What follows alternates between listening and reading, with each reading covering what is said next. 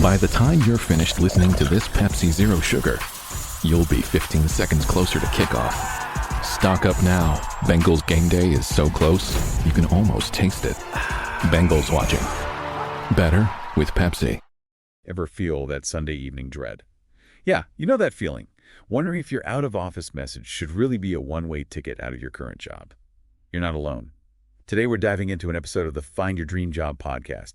The guest was career coach and licensed therapist Jessica Sweet, and she gave some super insightful advice about figuring out if it's time for a career change, and if so, how to gracefully make that leap. It is fascinating, isn't it? I mean, we hear all the time, if you hate your job, just quit.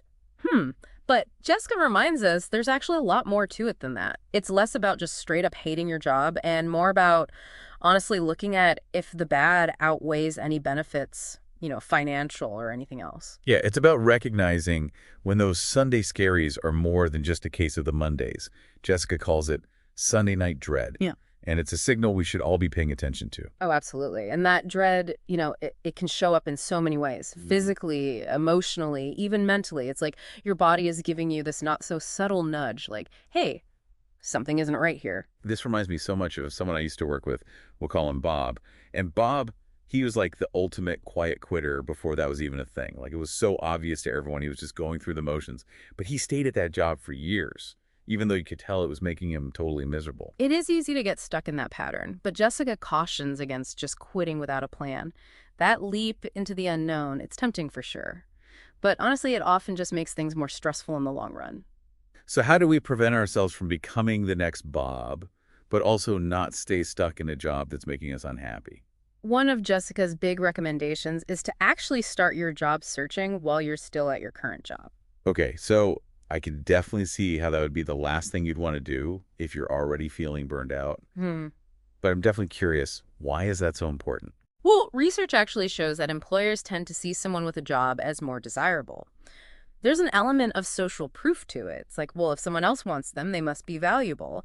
Plus, already being employed can actually give you a leg up when you're negotiating your salary and benefits at a new place.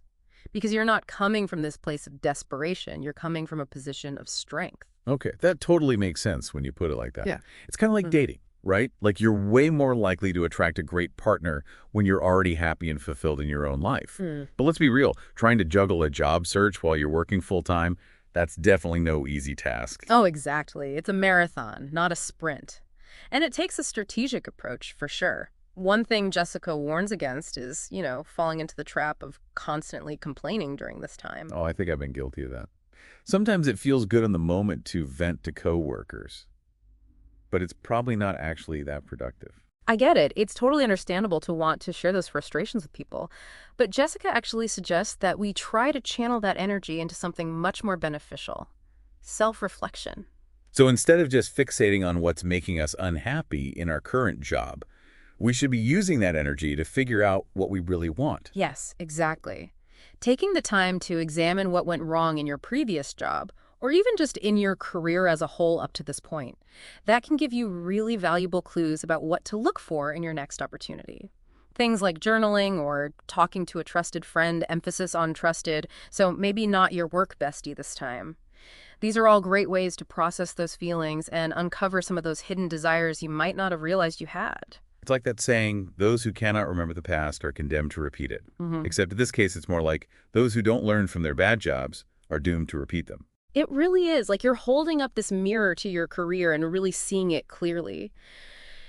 It can help you see those patterns, like maybe you're always drawn to those really fast-paced environments, but then you end up craving more work-life balance.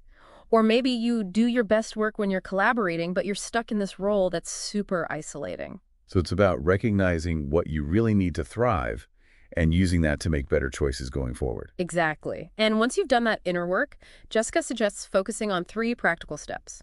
Get that resume ready to go, dust off those networking skills, and this is a big one, get really clear on what your target is. Yeah, that makes sense.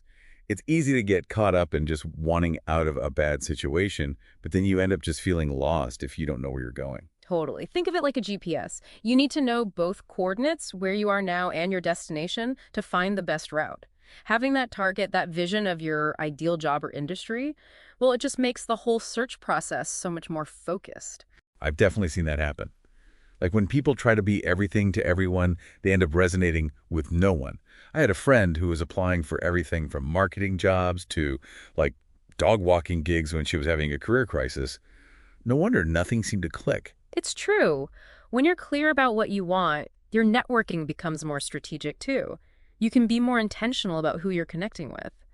And your resume, it becomes this targeted document that really highlights the specific skills and experience that are relevant to those dream roles. So it's about quality over quantity. Yeah. Being intentional instead of just desperate. Exactly. Okay, so let's say you've got a new job lined up. Those final days at a job you're ready to leave, those can be so awkward. Got any advice on how to navigate that exit gracefully? Oh, for sure. Jessica actually had some great tips on this, especially when it comes to those exit interviews. It's tempting to use that as a chance to air all your grievances and finally tell your boss how you really feel. And maybe do a little victory dance on the way out the door. Tempting, yeah. But probably not the best career move. The world's a lot smaller than you think, and you never know when you might cross paths with those people again. Okay, good point.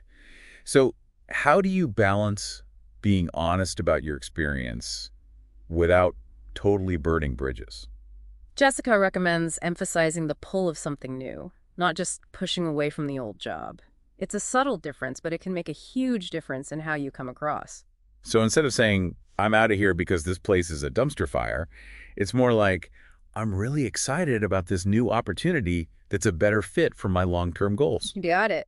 It's like you're focused on the open door in front of you, not the one slamming shut behind you. Exactly. And it's not about being dishonest or anything. It's just about framing things in a way that really highlights what you want. Those exit interviews, they're more about the company gathering information. It's not really your chance to vent. So what do you say when they ask, why are you leaving? Jessica suggests having a little elevator pitch ready to go. Something short, positive, like, I'm so grateful for everything I've learned here, but I'm looking for a role where I can, and then fill in the blank, like lead a team or use my design skills more.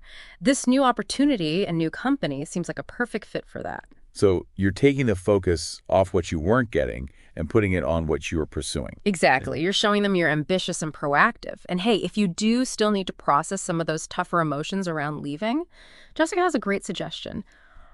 Write it all down like you're venting in a letter to your boss. And then... Ooh, burn the letter. Exactly. I love that. It's like you're releasing those feelings without actually torching any bridges. Yeah. So basically what we're taking away from this is that dealing with a job you don't love, it's not just about quitting. It's about being really intentional with your career. Yes. Both figuring out what you want and then going after it. I couldn't agree more. Our careers, they're journeys, not just destinations, right? There are going to be bumps along the way, for sure, detours. But you know what? Sometimes those lead to opportunities you'd never even imagined. That is so true. Well, on that note, we'll leave you with this thought. If you could design your ideal work life, no limits, what would that look like? What would it feel like? What impact would you make? Let those questions guide you on your own career journey. Until next time, happy diving.